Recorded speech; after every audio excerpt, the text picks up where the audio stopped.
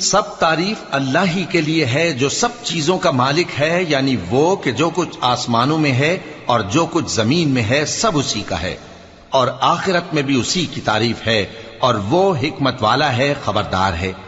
جو کچھ زمین میں داخل ہوتا ہے اور جو اس میں سے نکلتا ہے، اور جو آسمان سے اترتا ہے اور جو اس پر چڑھتا ہے، سب اس کو معلوم ہے، اور وہ مہربان ہے، بخشنے والا ہے۔ اور کافر کہتے ہیں کہ قیامت کی گھڑی ہم پر نہیں آئے گی۔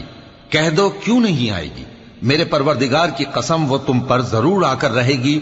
وہ پروردگار غیب کا جاننے والا ہے، ذرہ بھر چیز بھی اس سے پوشیدہ نہیں، نہ آسمانوں میں اور نہ زمین میں، اور کوئی چیز ذرے سے بھی چھوٹی یا بڑی نہیں مگر کتاب روشن میں لکھی ہوئی ہے، اس لیے کہ جو لوگ ایمان لائے اور عمل نیک کرتے رہے ان کو بدلہ دے۔